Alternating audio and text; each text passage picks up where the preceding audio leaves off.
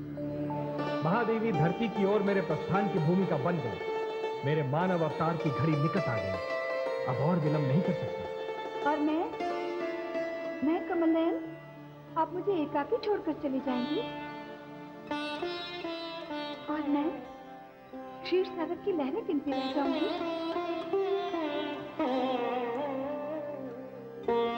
नहीं देवी, जहां मैं वहां आप। हमारा बंधन तो अटूट है, हमारा वियोग क्षणिक है देवी, किंतु मिलन अनंत है। धरती पर आपके शुभागमन की विधि भी संपन्न होगी। आप शीघ्र ही धरती पर मुझसे मिलने आएंगे। हे कमल नयन, हे सर्वेश्वर, हे नीलकांत, आपको कोटि कोटि प्रणाम।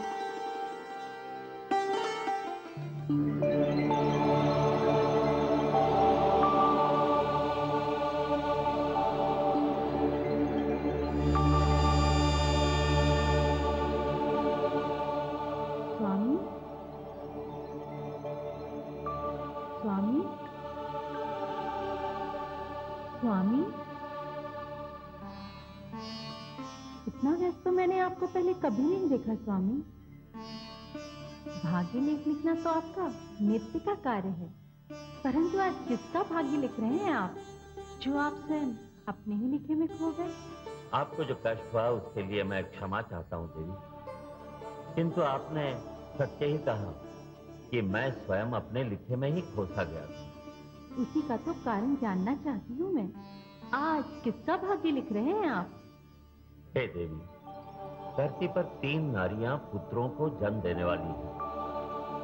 मुझे भाग्य तो समस्त पुत्रों का लिखना था, परंतु उसमें से एक अर्थात कौशल्या पुत्र का भाग्य रचते रचते मैं स्वयं आनंद विभोर होकर उसमें खो गया।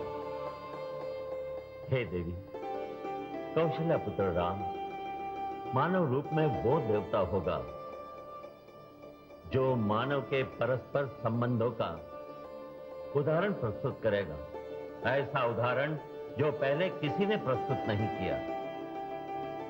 हां देवी, मानव संबंधों की ऐसी परिभाषा, ऐसी व्याख्या जो युगों युगों तक मानवता का मार्गदर्शन करती रहेगी। राजा दशरथ की 3 रानियां गर्भवती हैं, ये तो मैं जानती थी, और ये जानकर स्वयं मुझे इतना आनंद आया कि मैंने ये निर्णय ले लिया कि राजा दशरथ के पुत्रों के जन्म के समय मैं स्वयं आपके साथ अयोध्या चलूंगी। अवश्य देवी, ये बहुत अद्भुत दृश्य है। देख रही हूँ स्वामी, राजा दशरथ की 3 रानियां अपने गर्भवती होने का समाचार एक दूसरे को सुनाना चाहती हैं, परंतु लाज ने उनकी वाणी पर अंकुश लगा रखा है।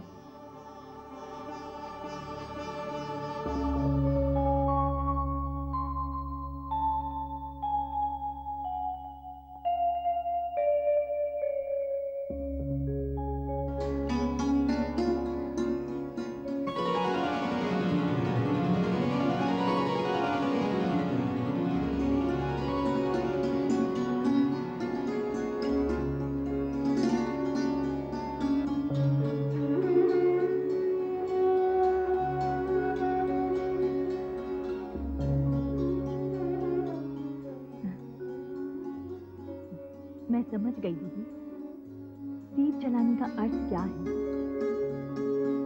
आपकी अनुमति हो तो मैं भी एक दीप जलाऊं?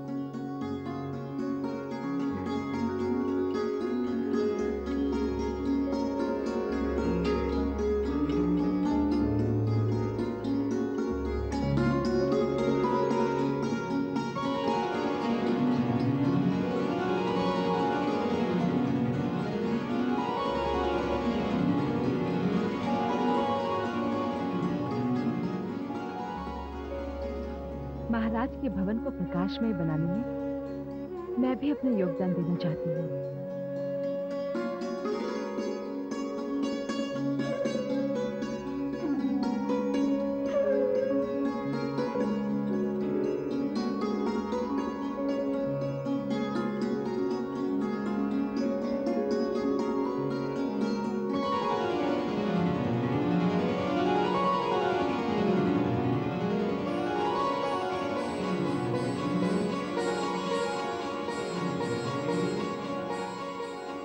महारानी सुमित्रा, तनिक देखो तो सही, कैसे का मुख कैसा दमक रहा है।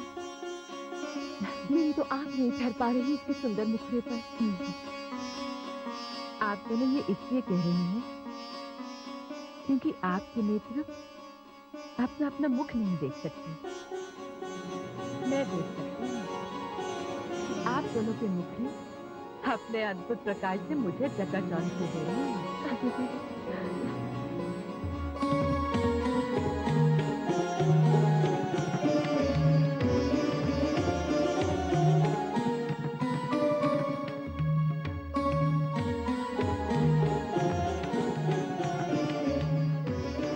तो इस भवन में रात्रि प्रज्वलित होती, किंतु आज आप तीनों के चमकते मुखमंडल देखकर तो लगता है इन दीपकों की कोई आवश्यकता ही नहीं।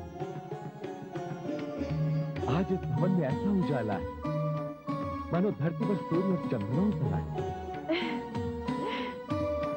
महाराज, यदि नहीं उतरे तो उतरने वाले हैं। आपकी तीनों रानियां ऐसे सपुत्रों को जन्म देने वाली हैं जो इस धरती पर सूर्य और चंद्रमा के समान हैं। आपके पुत्र केवल अयोध्या पर ही नहीं, पूरे संसार पर राज करेंगे। हाँ, ईश्वर करे आपके मुख से निकले शब्द साफ हैं।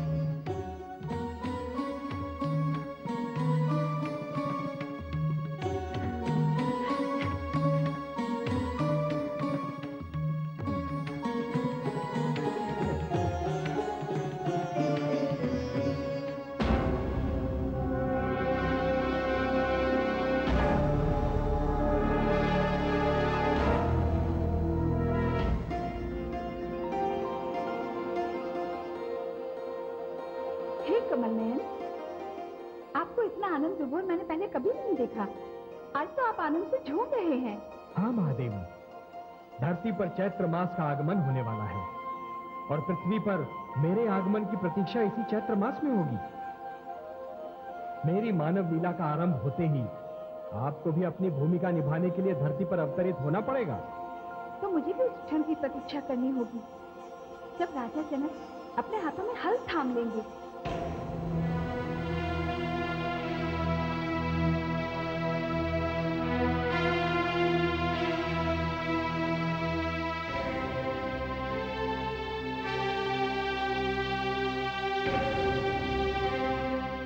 प्रणाम राजगुरु।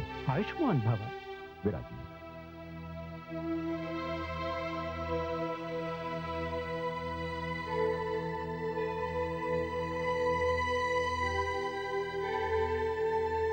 राजगुरु, मैं कब से प्रतीक्षा कर रहा हूं कि अपनी कृषक प्रजा के साथ मिलकर हल चलूंगा। कितने दिन बीत गए परंतु अभी तक मेरे लिए हल का प्रबंध नहीं किया गया। इस विलंब का कारण क्या है राजगुरु? राजन, आपके लिए हल बनवाने का उत्तरदायित्व महामंत्री ने अपने कंधों पर लिया था और इसके लिए मिथिला के सर्वश्रेष्ठ शिल्पियों को भी बुलवाया था। मैं समझा नहीं राजगुरु, एक हल बनवाने के लिए श्रेष्ठ शिल्पियों की क्या आवश्यकता है?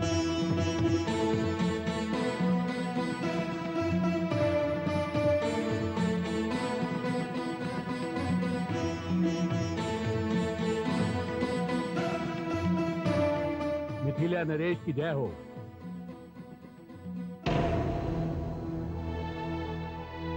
महामंत्री, ये क्या है? हल बनवाने में जो विलंब हुआ महाराज, उसके लिए मैं क्षमा चाहता हूँ। मुझे आपके लिए आपकी महिमा को ध्यान में रखकर ये हल बनवाना था।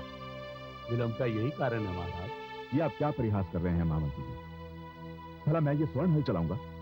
आप राजा हैं, क्या आप साधारण किसानों की भांति साधारण हल चलाएंगे?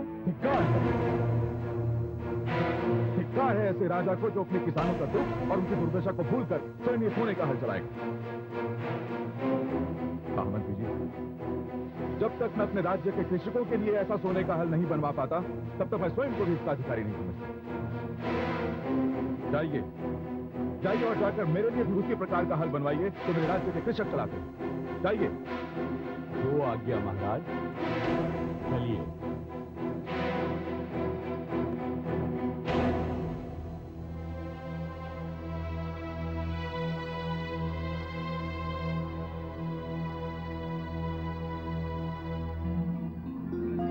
देखा आपने महादेवी, देखा आपने प्रजापालक राजा जनक को। उन्हें अपनी प्रजा के सुख दुख का कितना ध्यान है। इसी कारण तो उन्हें जनक अर्थात पिता कहा जाता है। हर राजा को ऐसा ही होना चाहिए महादेवी। जो राजा स्वयं को प्रजा के सुख दुख से दूर रखते हैं, प्रजा की समस्याओं को अपनी समस्याएं नहीं समझते, उन्हें धिक्कार है। ये तो मेरे लिए बड़े गौरव का विषय है कि मिथिला नरेश मेरे भी जनक होंगे। महादेवी, उनके घर में जन्म लेकर आप उनका गौरव बढ़ाएंगी। देखिए महादेवी, धरती पर चैत्र की बयार लहरा रही है। शुक्ल पक्ष की बेला है। मुझे अनुमति दीजिए महादेवी, मुझे अनुमति दीजिए। अभी तो मुझे समस्त देवलोक का भ्रमण करके एक एक देव से विदा लेनी है। धरती पर मेरी मानव लीला का प्रथम चरण अयोध्या से प्रारंभ होगा।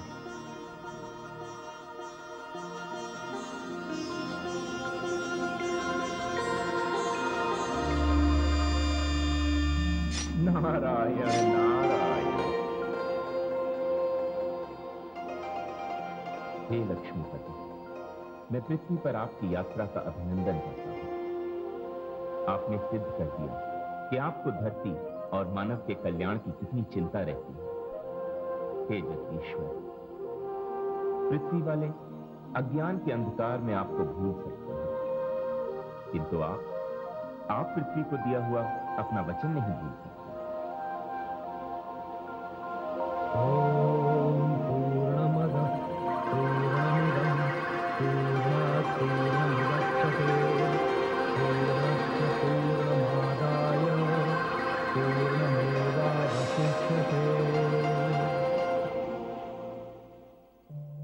अब तो मेरी पुत्री को कोई कष्ट नहीं होगा। हाँ।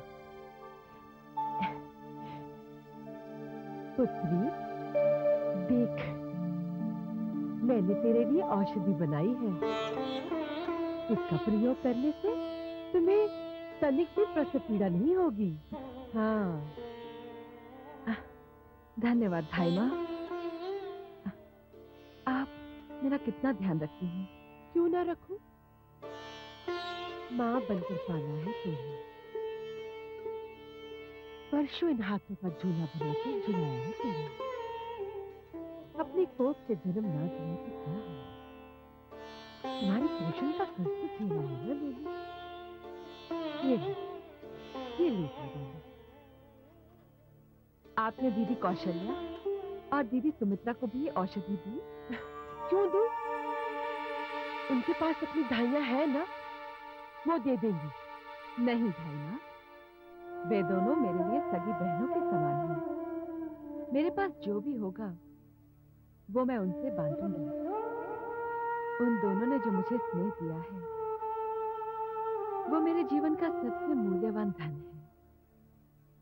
इसीलिए तो मैंने महाराज के दिए हुए 2 वचन भी उनसे नहीं मांगे, जिससे इन तीनों बहनों में समानता बनी रही।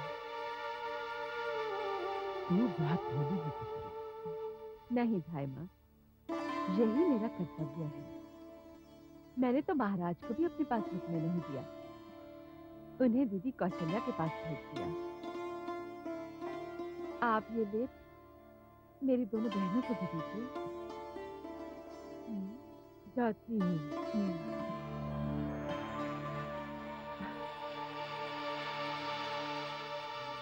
तू तो मेरी मूर्ख है पुत्री, परंतु मैं तुझे पटरानी बनाकर ही छोड़ूंगी।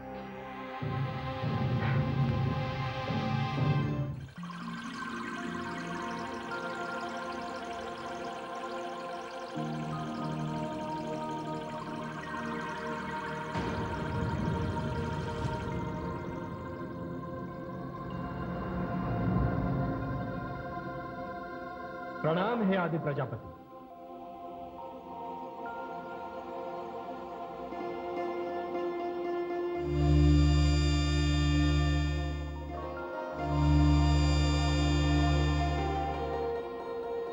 आपके जाने से पृथ्वी का अवश्य कल्याण होगा, किंतु हमारे देवलोक शून्य हो जाएंगे। हम तो उस क्षण की प्रतीक्षा करेंगे जब आप मानव लीला समाप्त करके लौटेंगे। हे ब्रह्मा, धरती पर जन्म लेने का आनंद ही कुछ और है। जो कार्य मैं वामन अवतार लेकर पूरा नहीं कर सका, उसे इस अवतार में अवश्य पूरा करूंगा। यह मेरा पूर्ण मानव अवतार है, जिस मानव का स्वयं आपने निर्माण किया है आदि प्रजापति। उस मानव के जीवन के लिए आदर्शों और मूल्यों का निर्माण करने में जा रहा हूं। उसके जीवन के कल्याण के लिए मर्यादा स्थापित करने जा रहा हूं। मुझे विदा दीजिए। हे सर्वेश्वर, धरती आपकी प्रतीक्षा कर रही है।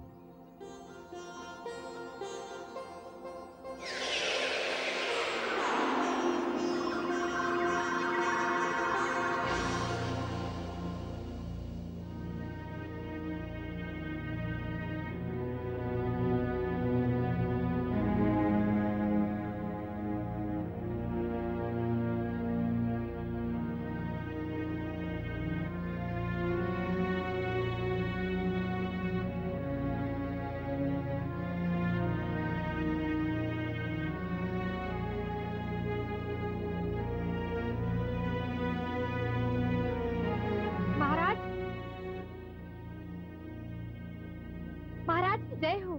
तीनों रानियों को प्रसव पीड़ा आरंभ हो रही है। बधाई हो महाराज, बधाई हो। बधाई हो महाराज, बधाई हो। अभी कुछ दिनों पूर्व जब मैं अपने आश्रम से आके फोन किया तो मैंने कभी खुशी मलय पवन बोलने लगे, उपवन में फूल खिलने लगे और मुरझाए हुए फूल भी निखर गए। अयोध्या के सारे उद्यान लहलहा उठे, आकाश मुस्कुराने लगा और सूर्य की गीत गाने लगी। ऐसा प्रतीत होता है जैसे आज की रानी संतान के इतिहास की इस समय मेरी केवल एक चिंता है कि जो होना है वो कुशलतापूर्वक होना है। शिशुओं और माताओं को कोई कष्ट न हो और वे स्वस्थ रहे। तथा ऐसा ही हो हमारे।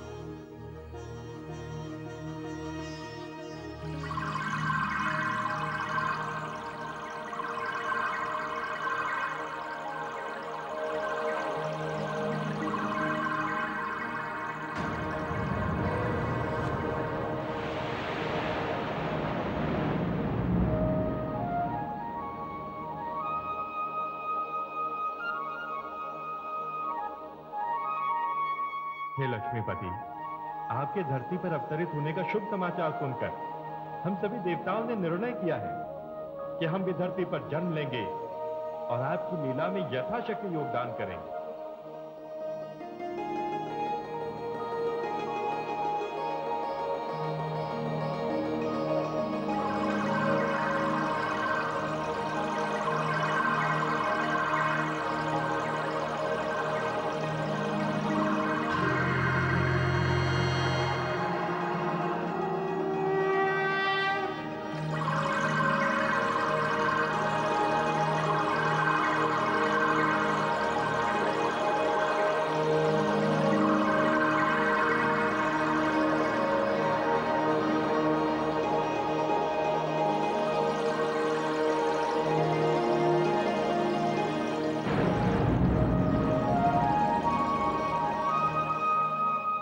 प्रणाम श्रीहरि। प्रणाम भोलेनाथ। आपके इस अवतार से धरती धन्य हो जाएगी। सारी अयोध्या नगरी पुष्पों से महक रही है, दीपों से जगमगा रही है। मैं भी आपके इस बाल रूप के स्वागत के लिए धरती पर आना चाहता हूं। आपके कार्यों में आपका सहयोगी बनना चाहता हूं। परंतु हे प्रभु, मैं ये निर्णय नहीं कर पा रहा हूं कि मुझे किस रूप में धरती पर आना चाहिए। आप ही मुझे परामर्श दीजिए। हे भोलेनाथ, देवर्षि नारद ने क्रोध में आकर मुझे एक शाप दिया था कि कभी मुझे वानरों से सहायता मांगनी होगी। भोलेनाथ, उचित यही होगा कि आप कृपया वानर रूप में अवतरित हो, जिससे देवर्षि नारद का शाप रूपी ऋण उतर जाए। हे सर्वेश्वर, आपके इस मार्गदर्शन के आपको कोटि कोटि धन्यवाद।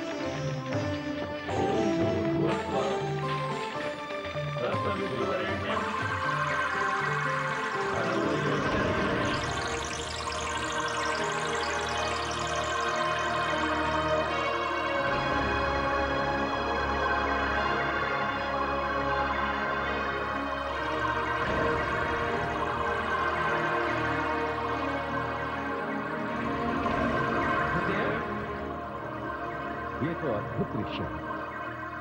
ये कैसा चमत्कार है। धरतीवासियों की पुकार सुन ली गई है। ईश्वर धरती पर आ रहे हैं। आओ उनके आगमन का स्वागत करें।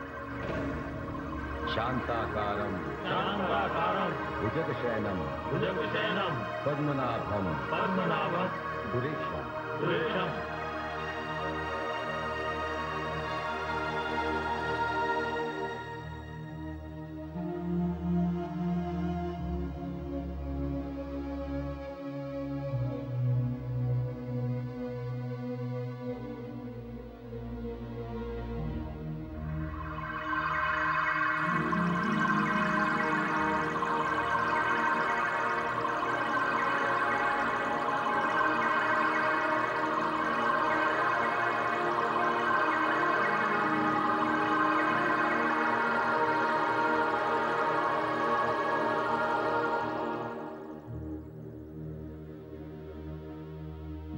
कैसा प्रकाश पुंज था गुरुदेव, आप लोगों ने देखा? हाँ हाँ महाराज, यह प्रकाश पुंज हमने भी देखा। राजन, ये तो शुभ संकेत है। आपके भवन में कोई महान आत्मा पधारी। महाराज की जय हो, महाराज की जय हो। महाराज, पूरी अयोध्या नगरी आश्चर्यचकित है। सारे नगर ने आकाश मार्ग से एक बाल रूपी प्रकाश को राजभवन की ओर आते देखा है। पूरे आकाश में सुंदर सुंदर रंग दिखाई दे रहे थे और सारे नगरवासी महाराज के आंगन में संतान की स्वीकारी गुजरने की प्रार्थना कर रहे हैं। बाकी नगरवासियों को ही नहीं राजा, अभी तो पूरे संसार को एक शुभ समाचार मिलने वाला है। अयोध्या वासियों से कहा जाए कि वो उत्सव की तैयारियां करें। जो आज्ञा महाराज।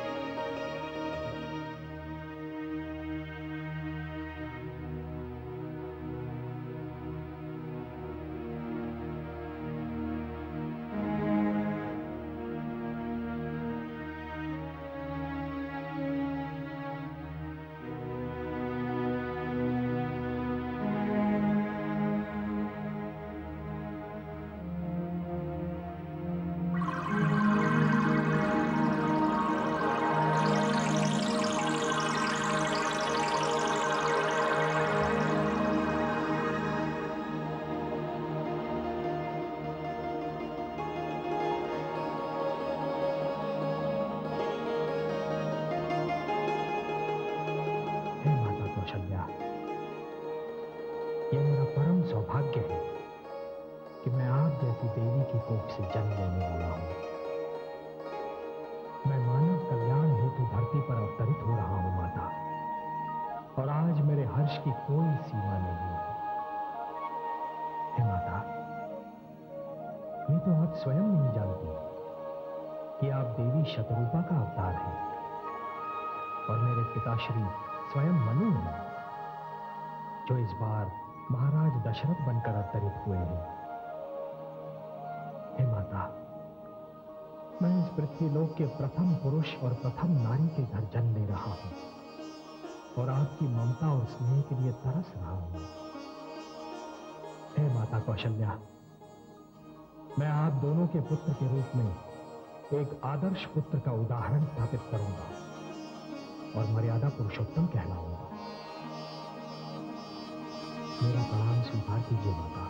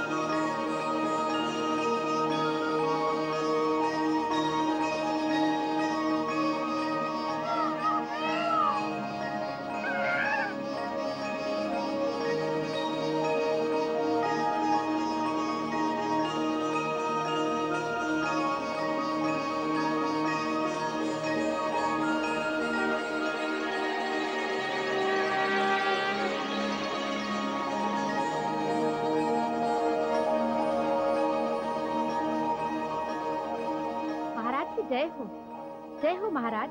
महारानी कौशल्या ने कमल समान पुत्र को जन्म दिया है। बधाई हो महाराज, बधाई बधाई हो। हे महाराज, उनका प्रकाश से दमक रहा है और सुगंध से महक रहा है। शीघ्र चलिए।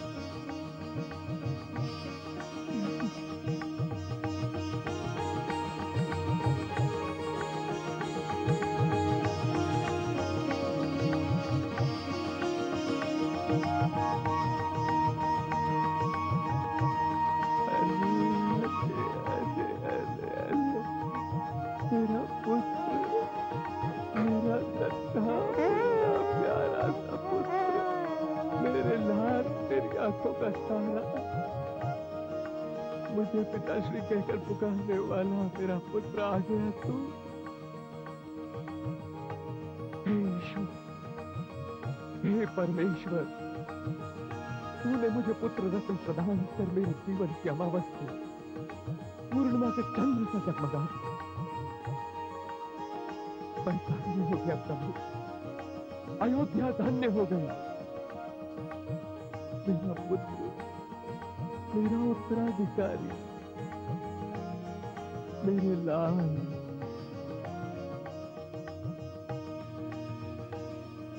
हाय प्रकट कृपाला, दीन दयाला, कौशल्या हितकारी,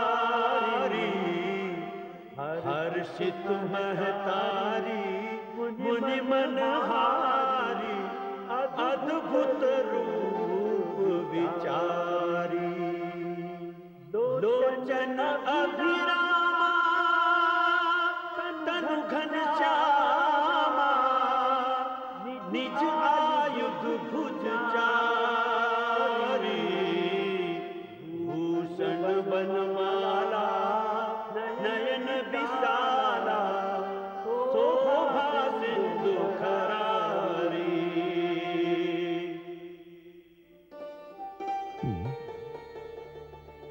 देखिए तो हमारा पुत्र कितना सुंदर है।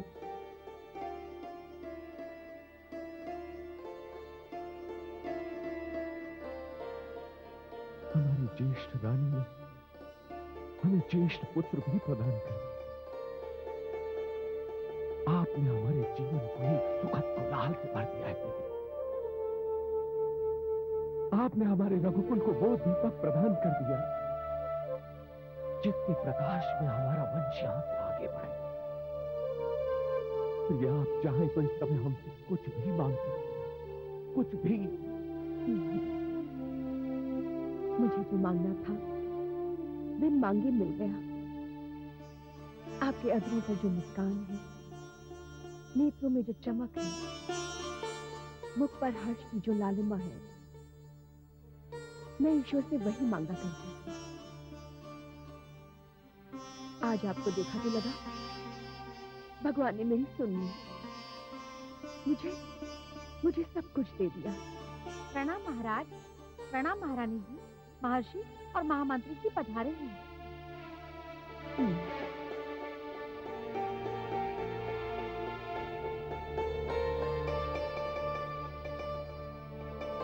आइए गुरुदेव, आइए। प्रणाम गुरुदेव। सौभाग्य। हाँ, मैं धन्य हूं। राजन, इस बालक में मुझे यश, तेज, वीरता, धैर्य और मर्यादा की प्रतिष्ठा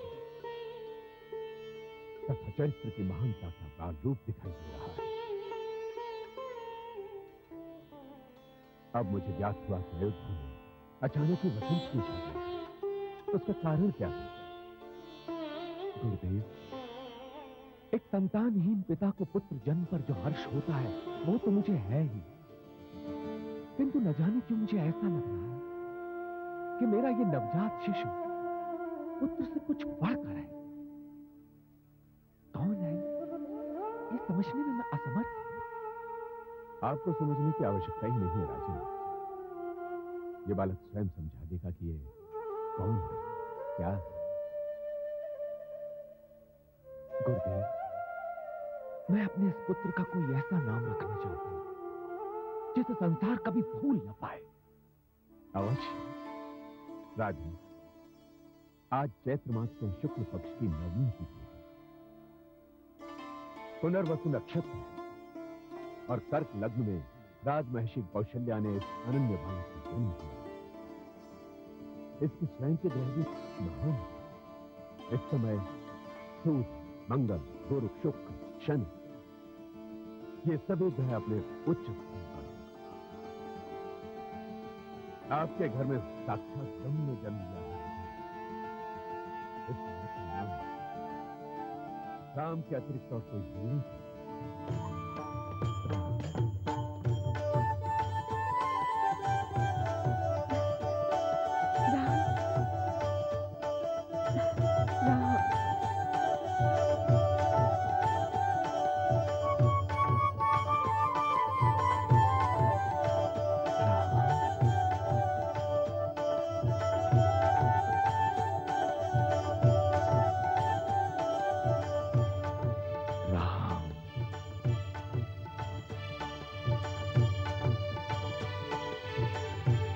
महामंत्री सुमंत, सारी अयोध्या में घोषणा करवा दी कि हमारे घर रघुकुल के भविष्य ने जन्म ले लिया।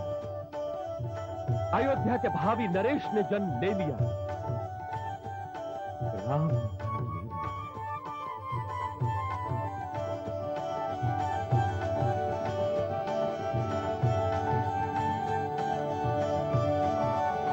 छोटी रानी, राम आ गए। अयोध्या में राम आ गए। हमारी अयोध्या में श्री राम आ गए। राम आ गए? हाँ छोटी रानी, बड़ी रानी ने सूर्य समान पुत्र को जन्म दिया है। अच्छा, सूर्य समान पुत्र। मूर्ख, दीपक को सूर्य ठहरी है।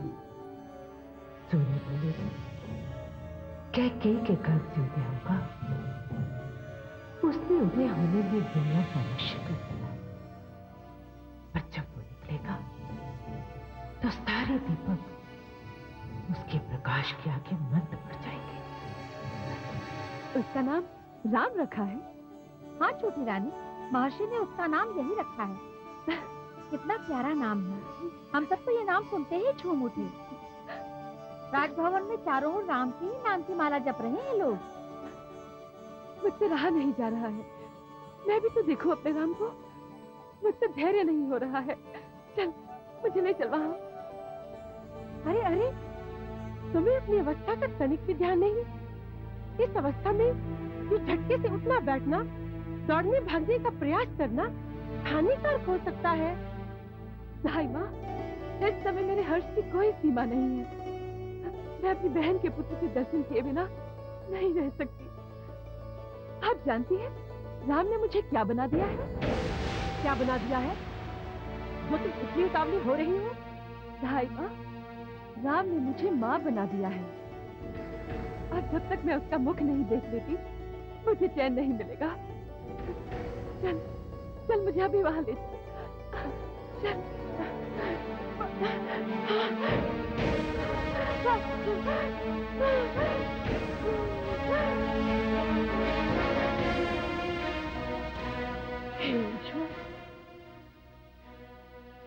एक बार फिर मेरी प्रार्थना अनसुनी कर दी।